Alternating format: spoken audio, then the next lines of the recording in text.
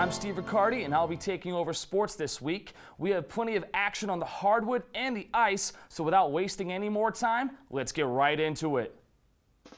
Starting off, boys basketball taking on Wilmington.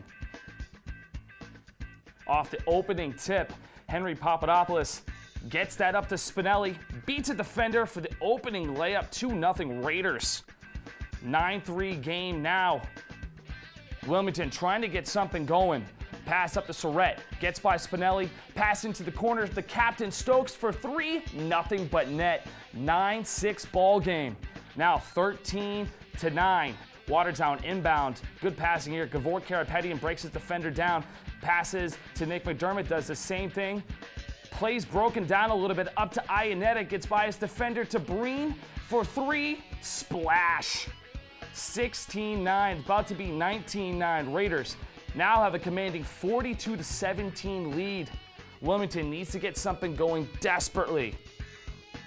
Dribbles into the lane, throws it off a defender's leg. Jump shots miss, but Muncie gets it, goes up with it, absorbs the contact, gets the bucket.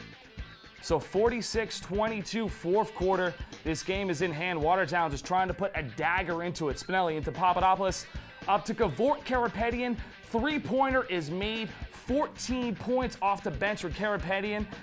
And the Raiders absolutely roll 60-30. This game was not even close. After the first quarter, they really blew them out. Now we're going to have girls basketball. It's going to be a little reverse action here as they had a tough time. Starting off, nice passing in there. Layup. 2-0 start for the Raiders. Now down by 4. Lambo finds Shaughnessy, finishes with the right hand. Raiders trying to stay in this one. However, the defense was lacking. Wide open layup as Wilmington's going to start to go on a run now. You see nice little spin move. Goes up with the right hand. The captain gets it to go. 11-0 run. Now three-pointer. Wilmington just absolutely pouring it on. This game is getting out of hand. Watertown needs offense desperately. Lambo and one. Count it. She did miss the free throw. In here, gets the double team, goes up with it anyway, gets it to drop. It's been an absolute rout. Brianna Williams gets a consolation prize three-pointer, gets it to go. But Wilmington trying to put a dagger, and they get it. And one, made the free throw, 50-25. Absolute beating. So the boys team get a victory. The girls team really struggle in this game as the full court press caused so many problems. Now we're going to the ice. Watertown facing Wilmington again. You see Wilmington gets off to a hot start here, wins it in the corner, slap shot is good, 1-0 Wildcats. Here we are again, good save at first, but the rebound is slotted home. Watertown needs an answer, and they're gonna get one here. Pass is stolen, able to get it back though, make sure her teammates are onside.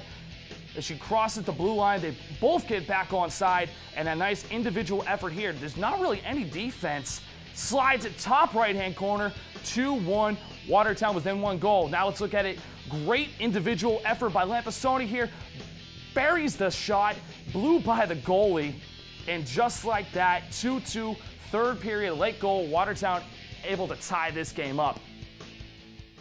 The Watertown boys basketball team are the defending state champions. They lost a bunch of key contributors through graduation and injuries, yet are still playing at a high level. One of the reasons for this is the continuity with the starting lineup. I spoke to Coach Harrington and some of the players about the benefits of sticking with the same group through the ups and downs of a game.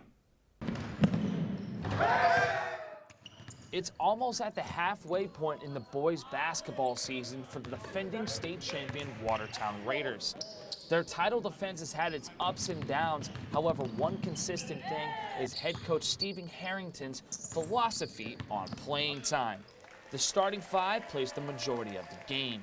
The unit has built up enough trust to be allowed to play through rough patches instead of being sat down on the bench. Coach Harrington is currently in his 25th year of coaching high school basketball, and with 3 state championships to his name, the short rotation clearly works.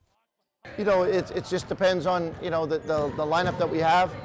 My philosophy is, especially with 4 quarters and timeouts and stuff, if a unit's playing well out there, you know, I'm not going to disrupt it just for the sake of disrupting it. If a guy calls out because he's tired, he'll come, you know, we'll certainly adhere to that. Right? But for the most part, if the unit's playing well out there, I'm going to go with that. Being given that much playing time puts a lot of pressure and expectations on the starters to perform. Players need to develop trust with Coach Harrington before they're allowed that much freedom on the court. For senior captain Henry Papadopoulos, the opportunity to play through mistakes is something he worked hard for and appreciates. I mean, he obviously puts a lot of trust on us, even when we make mistakes. Like, a lot of the time we can stay in the whole game and like try to play as much as we can. I think it's just because like he works with us the most and he has like the most faith in us, and he just wants to like keep it going. I mean, it's obviously a lot of pressure, but we do our best. Just because Coach Harrington plays his starters for long periods of time doesn't mean that he won't shake things up.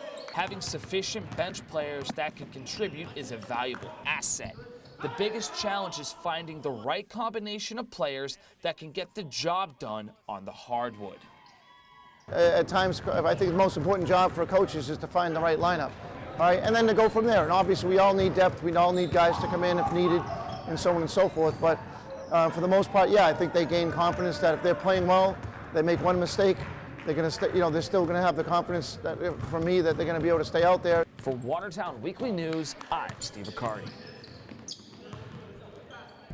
That's all the sports for this week. Back to Rob and Jim for more Watertown Weekly News.